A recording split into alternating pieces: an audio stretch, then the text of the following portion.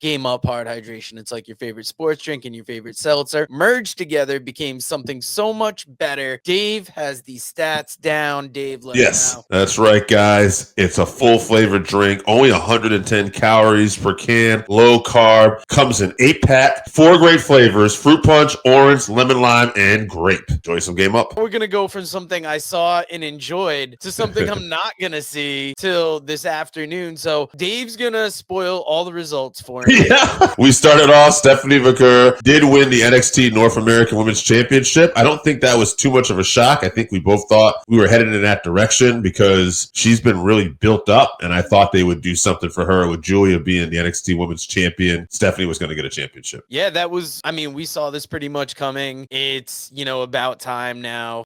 Julia had that championship, has the championship. Stephanie Vicker, these women are coming in huge. Then we had our tag match with one of Joe's favorite tag teams, Faxium, which, by the way, AJ, I talked to him last night. He says, I don't hate them, but they're not one of my favorites, which I thought was funny because I thought about you. I was like, I like these guys. They kind of remind me of like a modern day, like Midnight Rockers kind of tag team, Yeah, those fast paced, high flying. We saw these guys live against each other, I think is the pre-show to NXT Deadline 2 years ago, I think it is now. And they were a great opener, and I've just loved them ever since they've teamed. But they were up against so Inamura, I believe I'm saying that right, and Josh Briggs, couple ass kickers here. Like, I like this team a lot. Briggs and Inamura, like, there's this. First off, I've seen Briggs since his independent days. I remember watching him with shows with you at Beyond Wrestling. I never was like super into the guy in the independents. Like, I thought, okay, there's something here, but it's just not for me. He's coming to his own now. These last few years at NXT, they've done a good job with him. This team feels like one of those old, Williams, Gordy,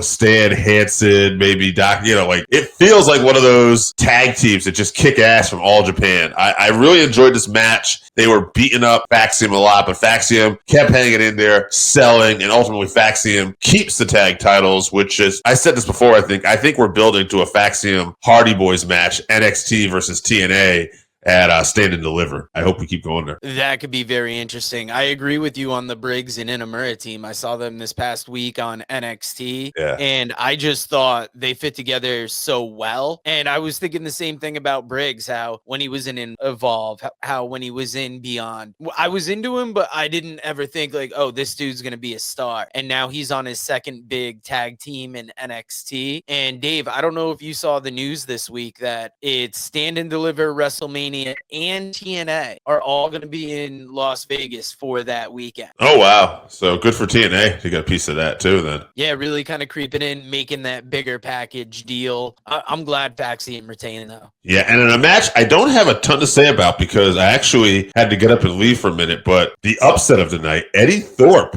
got the victory over Trick Williams. I don't think a lot of people saw that coming. Did you get out of the room to save yourself from having the comment on a strap match? Because when I saw this match develop on NXT this week, I was like, whew, that's rough. But I'm interested in this match because Trick Williams obviously being a favorite in NXT for a while. Yeah. Eddie Thorpe, I think, hasn't been used a ton, but every time I see him, I'm like, oh, this is interesting. Another guy who was in that New Japan dojo for a while too, one of the young lions over there, and now in the NXT system. I think it's just, he's the product of, he's been around a lot of good people to help train him. And I think there's a chance Eddie Thorpe could be one of those guys that comes, into his own as time goes on because he's just been around a lot of good people. Ethan Page, Javon Evans. We called this one last week. We said Javon Evans was going to pull this off. We were wrong. We didn't know shit. Javon Evans puts on a hell of a match, but ultimately Ethan Page caught him with a big right hand coming off the ropes. He's selling the jaw. Ethan Page hits his finisher, and Ethan Page continues his momentum and gets the win. Afterwards, Javon is selling the blood in his mouth again. I think there's still going to be good things for Javon, but to me, I took this as Ethan Page is going to another level. Maybe, we're going to see Ethan Page possibly in a title picture again soon, whether it's North American title or Bafemi. I know the North American title situation's got some things going on now with Sean Spears and everything being involved, but Obafemi is going to need a new challenger, as we'll talk about later. This is one of those things in pro wrestling that I really enjoy. When you think something's going to go somewhere like for sure, and you've been watching wrestling enough that, you've you've considered both sides and you're like, this Right. person is definitely going to win. And then they go the other way and you're mad. And it's like when you're 10, 11 years old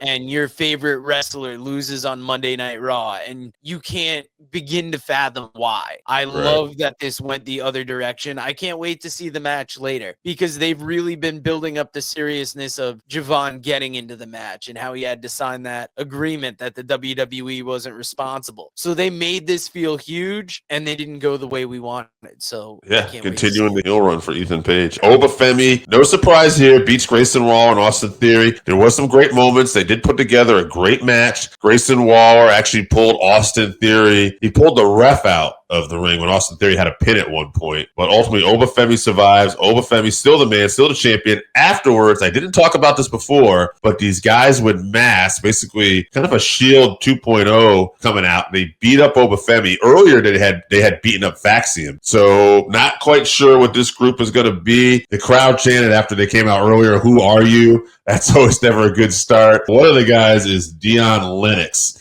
That was talked about on commentary. So there are a lot of guys at the Performance Center that are going to get kind of this push here. I guess this is the thing you've been seeing at the end of NXT where they show NXT Vengeance and there's like this static type thing, and everything. I almost kind of reminded me of Sanity a little bit, honestly. So, I mean, it's some guys into the mask. They're calling them Shield 2. They're not. The internet has called them Shield 2.0 or Shield Wish or whatever. I don't know. We'll see how it goes. It's a rough start when nobody knows who you are, but that is something that we'll have to see as time goes on. Maybe there'll be a star out of this group. I mean, better to be Shield 2.0 than Retribution 2.0, which when Retribution first came out, I really liked that debut. Right. And it's the same with what you described here, where they build it up with that static and then there's a beat down after a match. It's a time-tested method to get people interested in a group, but will that interest keep up? I hope so. Main event, what ended up being a four-way. Julia pins Cora Jade. It was Julia versus Bayley versus Roxanne Perez, and Cora Jade was added. Fun match. Great back and forth at the end, though. Julia keeps her title. Just good stuff here. I like the way that Cora Jade was injected in this match after beating Bayley. Bayley, who got a win on Raw and is in the Elimination Chamber, lost on NXT. Bayley's doing a great job help putting some people over. But in the end, this was Julia's moment. She shined. But at the very end of this, we get Stephanie Vaquer in the ring. And the two women kind of stare off at each other, but then hold their titles up in the air. And it looks like one of those big moments like, hey, these two ladies are the future. And then, bam, here comes Jordynne Grace to end the show right after the logo comes up. And it's Jordynne Grace staring off at both women. And we're left wondering, ooh, now Jordynne Grace is in the mix. What title is she going to challenge for first? I think it was Vic Joseph at the end said that